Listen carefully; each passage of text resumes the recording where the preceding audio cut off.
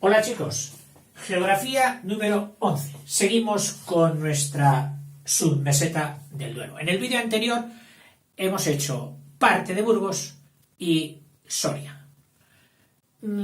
Pero en todo lo que tengo por aquí, había tomado unos apuntes y me he olvidado de mirarlos. Y me sabe muy mal haberlos estado cosechando para luego que se me hayan quedado en el tintero. Así que me perdonas y voy a empezar por esos olvidos que he tenido.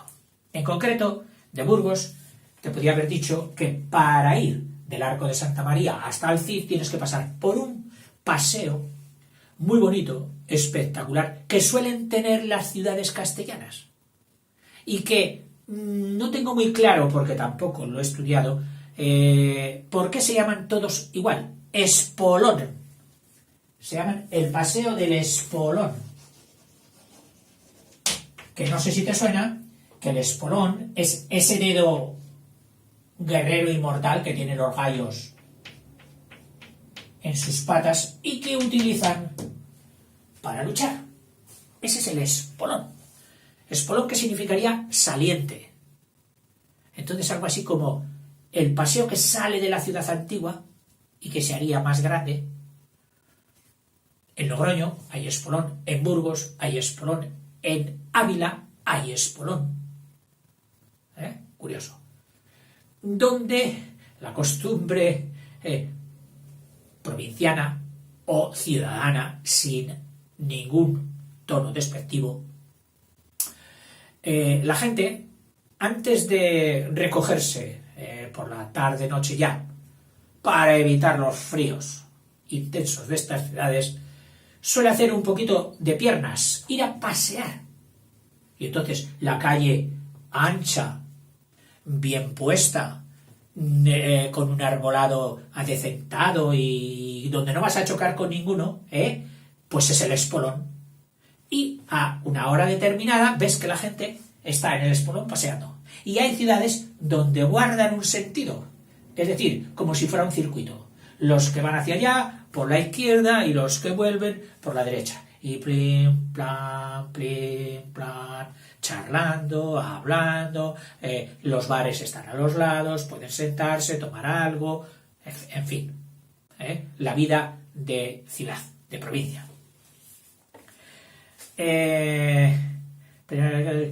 Hay un pueblo muy característico que te deja con la boca abierta porque tiene un castillo, pero es que al pie del castillo, que no es que sea gran cosa, hay un avión de combate de los que se hicieron aquí en España, el Saeta, un avión pequeñito de combate, de los primeros de reacción.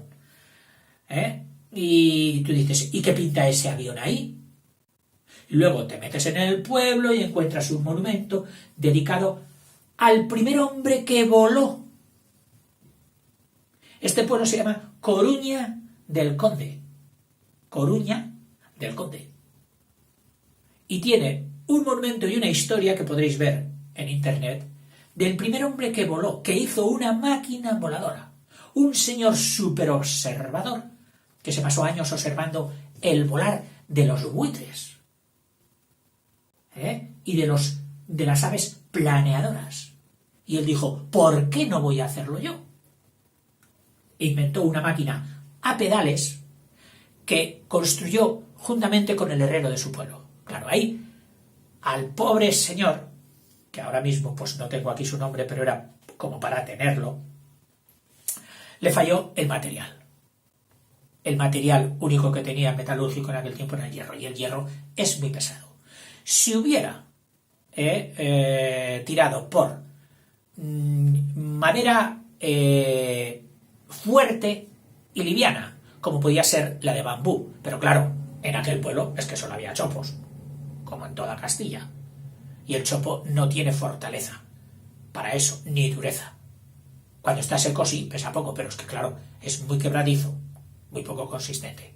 Y entonces él eligió, pues, el bello. Y cuentan que hizo un vuelo suficientemente extenso, tirándose desde el castillo, suficientemente extenso, pero que luego parece ser que el aterrizaje, pasado el río y en la explanada de enfrente, no fue muy afortunado. No obstante, se le ha reconocido sus méritos y tiene allí una placa del mismísimo Ministerio del Aire, reconociéndole y agradeciéndole sus esfuerzos. Y en prueba de agradecimiento, pues le dieron ese avión, que seguramente pues estaba ya para desguace, y está allí, en Coruña del Conde. Hay en Burgos unos bosques que yo los llamo los bosques de hadas. La sabina es una conífera hermana del enebro. Se diferencian básicamente en el color un poquito más oscura y en que no tiene las hojas pinchantes punzantes como las del enebro. Estas sabinas suelen tener por toda la península desarrollo arbustivo, es decir, pequeñitas, un poquito más altas.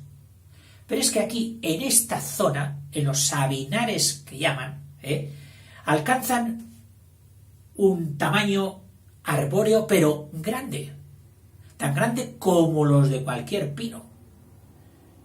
Y ha dado como resultado unos bosques maravillosos, preciosos. Bueno, y si a eso añades que la madera de sabina tiene unas tonalidades increíbles, con unos contrastes de claros y oscuros impresionantes, hoy por supuesto está prohibidísimo cortar sabinas porque son los últimos bosques que quedan en Europa. Está tal. Pero bueno, todavía puedes encontrar por los pueblos, como me encontré yo en uno, un mostrador de sabina. Precioso. Yo le llamé el pueblo de los 2 milagros. No me acuerdo cómo se llamaba. A lo mejor lo tengo por aquí.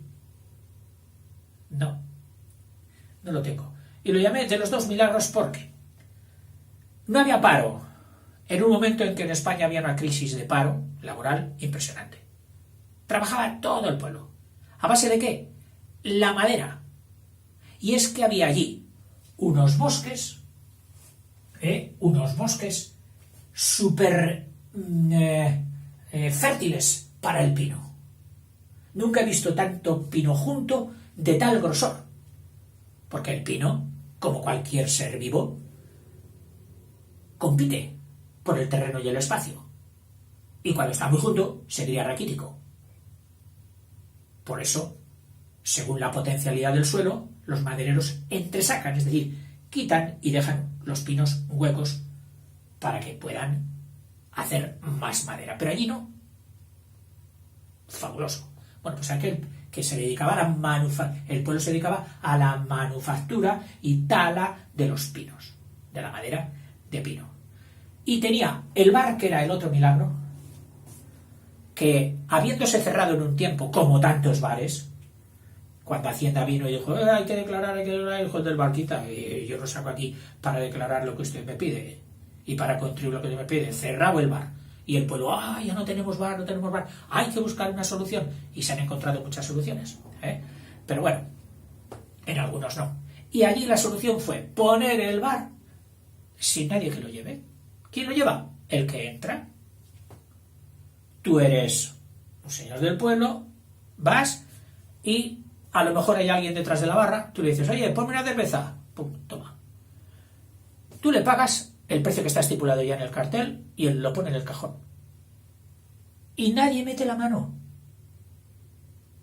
Se va ese de la barra y llega otro. Y si no hay nadie que esté por allí haciendo funciones en la barra, otro cualquier vecino del pueblo, se pone él, coge una cerveza y ingresa, o una cerveza o lo que tenga de servicio ahí en el pueblo, tal. El resto, pues, jugando a las cartas, tomándose un café, etcétera, etcétera. Para mí aquello me sonó a milagro. Luego lo he visto en algunos pueblos, pero el primer pueblo donde lo vi fue ese. Hay otros pueblos, qué sé yo, me llamó muchísimo la atención en Burgos, Santa María del Campo, una torre de la iglesia que aroma, maravillosa, entre renacentista pero todavía con vestigios del lujo del plateresco. ¡Qué cosa más bonita! Santa María del Campo. Les mando un abrazo. Y un vestigio de un arte que en España pasó muy deprisa, que fue el godo, el visigodo, el arte visigótico. Hay una capilla, una iglesia, restos de una iglesia de arte visigótico, que tenía mucha influencia del arte bizantino de Bizancio, de la segunda parte del Imperio Romano, y que todavía se conserva ahí en un pueblecito de Burgos, que se llama Quintanilla. En este pueblo, que le han puesto Quintanilla de las Viñas, guardan como un tesoro este vestigio de arte visigótico bastante visitado. El día que fui yo había una visita de alemanes que buscaban allí parte de su historia, de antes de invadirnos con los godos y los suevos y vándalos, legiones que vinieron de la parte del norte, y digo yo que estarían allí por eso. Un respeto y típico alemán de formalidad. Precioso.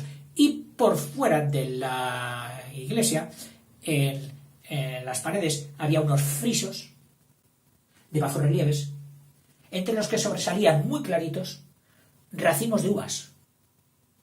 Y por eso a este monumento, famoso en la historia del arte de España, se llama Quintanilla de las Viñas. Viñas de la vid. Mira, sí que tengo aquí el pueblo de los dos milagros, aquel del mostrador de Sabina y de que no había ningún perdido. Se llamaba el pueblo Doña Santos. Doña Santos. El románico de Burgos es precioso, comparable al de su vecina Palencia, que ha sido declarado Patrimonio de la Humanidad, el románico. Este es como más limpio en las zonas un poco más ricas y en las zonas de pueblo naif, es decir, infantil, pero precioso. Como ya veremos. En Burgos hay unos ejemplares de románico impresionante de bonitos. Aquí he apuntado solamente en Rebolledo de la Torre. Rebolledo, que significa robledo, porque allí al robles también se le llama rebollo. Un rebollo es un roble. Y más al norte, otra variedad de roble también la llaman quejigo, que son unos robles que nacen muy juntitos, entonces nacen rectos. Y los suelen coger para vigas de construcción. Rebolledo de la Torre. Y otra iglesia fabulosa, que el que quiera ver románico puro, sin mezcla, porque en España lo difícil es encontrar un arte que no tenga mezcla del anterior y del siguiente. Pues encontré una iglesia de un monasterio en Mave, que ahora me está entrando la duda de si fue en Burgos o fue en Palencia. Esto, vosotros que tenéis internet a mano, me lo podréis decir. Mave, qué cosa más bonita. Todavía conservaba toda la cúpula de cañón, toda la bóveda de cañón, un cimborrio impresionante, el ábside, todos los laterales con arcadas románicas. Maravilloso. Con el particular de que el arquitecto había mezclado piedra roja con piedra blanca.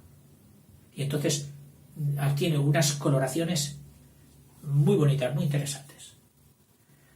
Eso de Burgos. De Soria también tenía alguna cosita, que es muy característica. Es que son cosas muy interesantes. Tú dirás, sí, muy interesantes para usted. Bueno, que ya sabes que tú que tienes que estudiar, si quieres no me escuches estas cosas. Pero hay gente que yo sé que le gustan estas cosas. Fui a un pueblo de Soria, donde te he dicho que la meseta soriana, allí casi ni árboles. Para encontrar un chopo, y a lo lejos, que la cámara se iba detrás y dice, mira un chopo, y sacaré una fotografía. Al entrar en un pueblo que estaba cobijado así como en una ladera, porque allí los pueblos tienen que estar cobijados, hundidos para no recibir los vientos helados de la meseta soriana. Pues a la entrada había un pequeño arroyo que lleva agua solo cuando llueve, no mucho más, pero tenía humedales. Y en aquellos humedales y en aquellas pequeñas pocas tierras había chopos. Yo al entrar dejé aparcado ahí el coche para no meterlo en el pueblo. Chopos, pues chopos. Y luego, hablando con los del pueblo, porque yo siempre hablo, encontré en aquel pueblo cosas muy curiosas. Muy curiosas. Bueno, primero te digo esta, la de los chopos. Resulta que aquellos chopos tenían dueño. El chopo tal es de la casa tal, de don fulano. No, es que está al lado, es de otro señor. Y yo dije, caramba, digo, en mi pueblo los chopos no tienen, claro, mi pueblo tenía mucho más chopos, choperas, ríos grandes, etc. No tenía que ver con aquellas casas. Allí, en Soria, en ese pueblo, el chopo era súper valioso, porque la poca madera que necesitaban para hacer las casas, para el bigamen y todo eso, tenían que sacarlo del chopo. Oiga, pero no es muy blando. No, pero es que aquellos chopos propios de la tierra hacían carne, iba a decir, hacían madera dura por el frío. Que luego ellos mismos se quejaban, dicen, ahora han venido la marca no sé qué holandesa tal, dicen que eso es papel, eso no vale para nada. Los chopos que valen son estos. Pero ellos no decían chopos, decían vigas. O sea, los llamaban vigas. Y aquí en España, una viga es el tronco que se pone transversal de pared a pared para cargar sobre él el peso de la siguiente planta, el solado, el forjado que se llama. Eso es una viga. Al chopo lo llamaban viga. Creo que esto en gramática se llama una metonimia, me parece, que es llamar a un producto por relación a lo que hace o lo que significa. Es como llamar el trompeta al músico que toca la trompeta. El trompeta saludó. Bueno, pues algo así. Sería una de estas. O llamar al balón el cuero. Fíjate, le llamaban vigas. En aquel mismo pueblo tenía su frontón, porque el juego de pelota está muy arraigado en la zona de Burgos. Y me di cuenta de que la pared, el frontis, que es donde golpea la pelota, estaba, pero muy visiblemente inclinado, como si se fuera a caer hacia el que juega. Pero ya no le daban importancia. Y cuando pregunté, yo digo, oiga, ¿cómo está eso tan inclinado? Digo, mira, se lo encargaron hace muchos años a un constructor. Empezó a hacerlo con 2 aprendices. Y cuando ya llevaba, levantado 1,5 metros, se tuvo que marchar a otra obra lejos del pueblo donde estuvo más de un mes. Y total que cuando volvió se encontró que aunque habían acabado la pared, el frontis, dice, pero fuera de plomo, es decir, no habían puesto la plomada para conservarla vertical y todo ello lo habían hecho así, como una torre de Pisa, pero en frontones. Curioso. Otra de las cosas que encontré en ese pueblo, qué pesado estoy, fue un peral con el tronco retorcido, es decir, no es que fuera retorcido, no tipo salomónico, no, sino que veías que las hebras, los vasos leñosos del lignum, de todo árbol, pues suelen ir en vertical, pues los de aquel no, iban dando vueltas. Y era un peral de unas peras que llamaban peras perpetuas, creo, porque no se ponían malas. Las cogían y duraban todo el invierno, o más. Es decir, unas peras que habían encontrado el antídoto contra las bacterias putrificantes que pudren todo. Pues ellas tenían en su piel ese poder, ese secreto, que seguramente podría estudiarse para trasladarlo a otros campos. Y cuando había mucha cosecha, dice que salían con los burros cargados de los serones, con las peras, a venderlas por los mercados de los pueblos de al lado. Qué curioso. Luego lo vi en otro pueblo, pero no lo he vuelto a ver. En fin, cosas de pueblo. Esto de Burgos y de Soria. En Soria también. Una fortaleza, allá en un bastión, una montaña de esas, y plana en la cima, pero plana en la cima a lo mejor de 2 kilómetros cuadrados. Pero de muy difícil acceso. Y entonces, porque tenía las rocas de los lados todas cortadas así a pico, menos una parte más suave, que era por donde se accedía y por donde habían hecho muralla. Y todo el resto ya no tenía muralla. No había quien subiera por aquellas rocas. Es decir, era una defensa natural. Se llamaba Peñalcázar. Peñalcázar, todo junto. Todavía estaba allí el pueblo totalmente abandonado y que tuvo bastante población. La iglesia derruida, todas las casas derruidas. Saqué fotos, que las encontrarás por ahí. Y era lo más parecido a el estado que presenta una población después de una guerra, que ha sido bombardeado, todas las casas derrumbadas, las vigas. Pues solo faltaba el humo para decir, aquí ha caído un montón de bombas. No. El que había destruido aquel pueblo no eran las bombas, era el tiempo. El tiempo.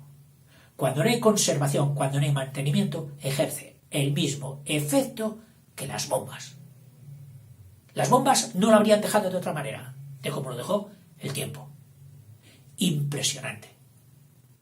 Peñalcázar todavía está allí, por si queréis ir a verlo. Bonito. En fin, y seguramente que los sorianos estarán diciendo, oiga, y no ha dicho tal cosa, y no ha dicho tal otra, y no ha dicho tal otra. No ha dicho, por ejemplo, que en nuestra ciudad, en Soria, hay un románico excelente, con una fachada de las más bonitas de España, de Santo Domingo. Una fachada románica de las que quitan el sentido. Preciosa. Más la iglesia de San Pedro Extramuros, que ya te hablé de ella. Y otros monumentos que tendrá Soria. Vamos a pasar a la siguiente, que es Segovia. Se encuentra en la ladera norte de Guadarrama y Somosierra. Somosierra y Guadarrama. Somosierra. Acuérdate, con el pico este. Segovia habíamos puesto 2 pueblos, que eran Riaza y Sepúlveda. Yo diría que sí que los habíamos puesto. Por lo menos están aquí, marcados ya con tiza. Riaza y Sepúlveda. Riaza y Sepúlveda. Si no te los metí en los 45 anterior, te salvarías de ellos. Pero si están metidos, no te salvarás de ellos, te los preguntaré. Con el puerto de Somosierra. De Segovia también está junto al río Eresma, que ya lo hemos puesto, que es el que rodea al Alcázar y el que aparece en las botellas de whisky, porque Segovia tiene una destilería de whisky, Whisky Dick, un whisky español. No conozco otro, a lo mejor lo hay, pero este fue de los primeros. tiene bastantes habitantes para lo que podría ser, porque su proximidad a Madrid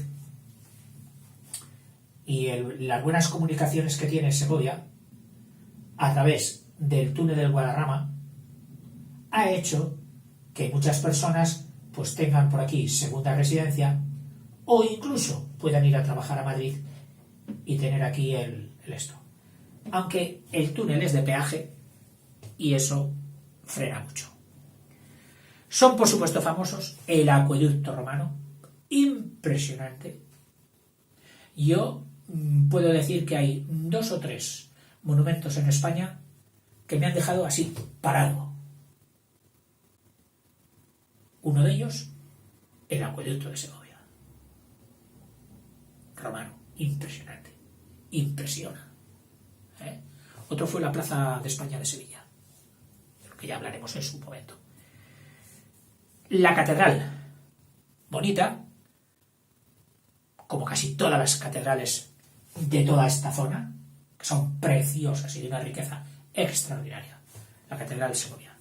Y el Alcázar, un castillo palacio, o sea, palacio para comodidad también de los que vivían. Fue habitado en bastantes ocasiones por los reyes católicos y luego hoy me parece que es Museo de Armas Antiguas del Ejército. Precioso. Las formas, es el típico castillo de cuento. El Alcázar de Segovia. Maravilloso. Tiene otros castillos también palacio. En la provincia. En Coca. Un castillo hecho todo de ladrillo. ¿Habrá millones allí de ladrillo? Increíble. Castillo de Coca. Búscalo en internet. Verás qué castillo más majestuoso. Precioso. También de ensueño. Ya hecho más que para batallar, para vivir. Que fue una fase en que las guerras con los árabes, ya en la península, una vez expulsados, ya no había esa lucha, esa lid. Y entonces los nobles, que hasta entonces habían tenido que defender con su sangre muchas veces los territorios, se dedicaron a la buena vida, a la explotación de las tierras que se les habían dado por méritos de guerra y hacer, si tenían bastante dinero, un gran palacio castillo. Y hay bastantes por España que son preciosos. Uno de ellos, el de Coca. También, en Coca, que nació un emperador romano. O sea, cuna del emperador romano Teodosio, del último del Imperio Romano de Occidente. Porque ahí se parte, con sus hijos me parece que parten el imperio y queda el imperio de Occidente y el imperio de Oriente, que cogió por capital Bizancio. Pues fue este Teodosio, que me parece que también que fue el que de manera oficial se convirtió al catolicismo. Tanto habían perseguido, que ya pues, cayó por propio peso y dijo, vale, pues ya todo el mundo es católico, y pues, católico también, cristiano. Teodosio. Pero los reyes posteriores, después de Felipe II, quisieron vivir con más lujo, porque hasta entonces la verdad es que los reyes españoles habían vivido con muy poco lujo. Siempre que hemos visitado o he visitado palacios árabes en España, Alcázar de Sevilla, la Alhambra de Granada, etc. Qué magnificencia y qué lujo y qué derroche de un buen gusto y de trabajo y de exquisitez. Y al lado se habían puesto, cuando vino ya la conquista cristiana, se habían puesto los reyes cristianos y habían ampliado. Bueno, pues la ampliación que tiene, por ejemplo, que podrás ver en el Alcázar de Sevilla, de la parte cristiana comparada con la parte árabe, es que en la parte cristiana no querría vivir nadie, porque son salas grandes, todo piedra, desangeladas, y tú dices, ¡jo! ¿Pero cómo podían vivir así los árabes? ¿Y cómo podían vivir así luego los reyes cristianos que vinieron? Y es que los reyes cristianos o estaban muy metidos en la batalla y en aquello que tenían que estar, o no tenían un duro. Me parece que las dos cosas. No tenían un duro, eran pobres de solemnidad.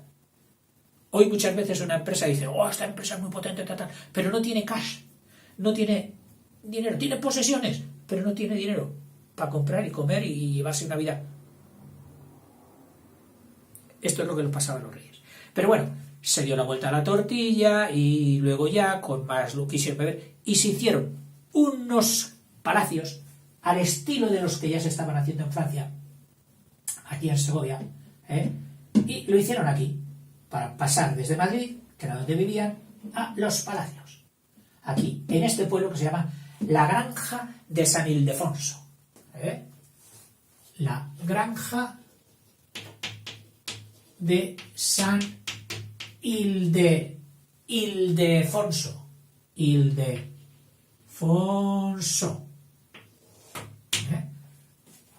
Con unos jardines espectaculares. Recuerdo que llevé una vez a mis alumnos desde Valladolid y era el 1 de mayo y aquel día se abrían los surtidores. Y un señor abriendo, claro, con un sistema antiguo, no motorizado. Era todo por presión. Es decir, habían construido un depósito muy alto y por presión natural subían los surtidores. Y cuando subía el surtidor ancho, luego caía por el viento un poquito, caía fuera de lo que era el estanque. Y mis alumnos, en vez de quitarse, allá puestos todos debajo para mojarse, lo que son los críos. Bueno, tenían 10 años. En fin, en los jardines de la Granja de San Ildefonso, en Segovia. Dice, de los más bonitos de España. Otras poblaciones importantes, que ya te las había dicho, en Segovia son Cuéllar, que si está aquí es porque ya te la he puesto antes. Riaza y Sepúlveda. De Segovia, que tenga yo puesto aquí, bueno, pues prácticamente ya te he dicho eso. Que me perdonen lo mismo los segovianos. Bueno, no puedo dejar de decir lo que todo el mundo sabe, que allí es muy típico, el cochinillo al horno. Si vas a Segovia, lo primero que te van a preguntar, ¿estuviste en Segovia? Sí. Oye, ¿probaste el cochinillo? Sí. Donde los famosos mesoneros segovianos tienen a plato, con un plato, lo parten así, hacen cha, cha, cha, cha, y el cerdito cruje, crac, crac, crac, crac, como diciendo, esto está bien hecho, bien asado. Cochinillo al horno de Segovia. Pasamos a Ávila, tierra, como se solía decir, de cantos y de santos. Los cantos son las piedras redondeadas, y es que en los campos hay unas rocas grandes que en geología se llaman batolitos, batos grande, litos piedra. Esta fue Ávila, tierra de santos y de pícaros, porque ahí, si en Alba de Tormes había nacido la santa, también había nacido allí el Lazarillo de Tormes, el gran iniciador de nuestra novela, uno de los que mejor nos interpretó, porque supo ver lo pícaros que siempre habíamos sido y somos, la picaresca española. El rufián gracioso, bonachón, que no le va muy bien en la vida, que recibe palos por todos los lados y que va sobreviviendo así. De picaresca. Bueno, Ávila. Dice, se halla quebrada al sur por la cordillera de Gredos, que deja la parte mayor mirando al Duero y otra parte entre valles que van a ir ya al Tajo. Detrás de esta de Gredos está este pueblo, que es Arenas de San Pedro, que si está aquí, lo mismo te digo, que ya tiene que estar en el listado anterior. Ávila, la capital más alta de España. Aquí estuve yo 2 meses o un mes en el último examen de posiciones de magisterio que había entonces, dando clase en una escuelita que se llamaba San Pedro Extramuros, que luego he querido encontrar y ya la habían derruido. Ya no la encontré. Las murallas, preciosas, rodean toda la ciudad enterita. Hombre, luego hay parte de Ciudad Nueva que ya está fuera de las murallas, pero todavía tiene un encanto espectacular las murallas y la ciudad amurallada de Ávila, con una catedral exteriormente un poco adusta, que recuerda más una fortaleza que una catedral, y con una iglesia maravillosa de un románico brillante, elegante, sutil, que son cosas que el románico en nuestra patria difícilmente tiene, porque era todo poblaciones muy adustas, o monasterios, pero nunca fue con lujo, con exceso. Solo he visto lujo y exceso románico en sitios muy puntuales. Uno de ellos, la Colegiata de Toro, de Zamora, que ya veremos, y otro de el San Vicente el San Vicente de Ávila. A la salida de la muralla, unas arcadas altas y brillantes, pero de un románico espectacular, precioso. San Vicente de Ávila. La capital Ávila es la más alta de España. Habitantes, te los dejo a ti, pero estarán rondando a los 70 o una cosa así, 70.000.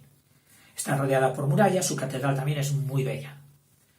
Fue la tierra Ávila de los antiguos betones que se encontraron los romanos cuando entraron, o baceos, una tribu muy fuerte que les costó rendirles.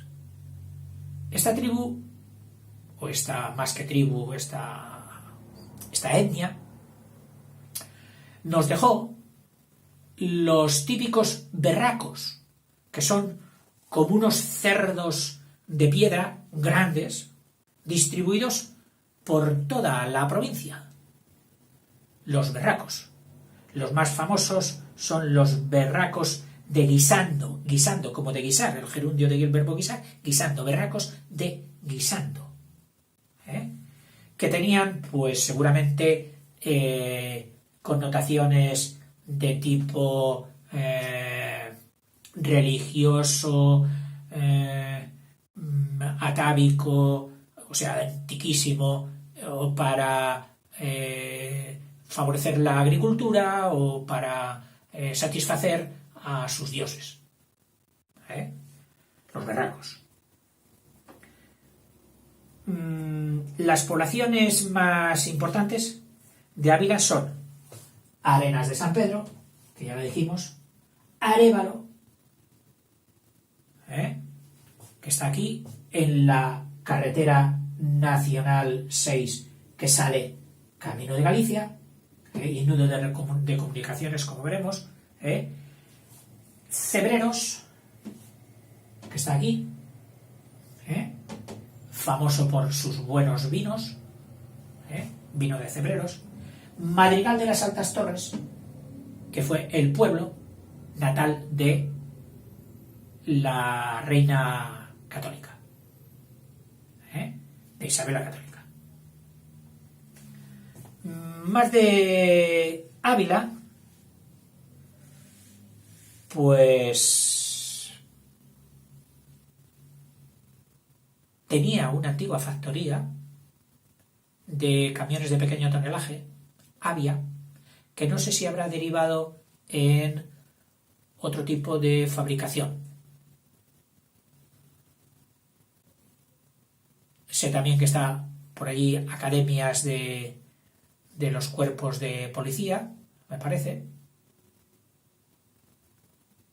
y muchas más cosas que los apulenses, por no empezar ahora con Santa Teresa, con San Juan de la Cruz y con todo esto, lo importante que era Ávila. Ávila de los caballeros, que se llamaba. Y a los que me remito pues en los vídeos que he hecho de literatura con estos personajes. En fin, vamos a hacer otro descansillo antes de irnos a Valladolid, a Pucela, a ver el Pisuerga. Venga, hasta ahora, chicos.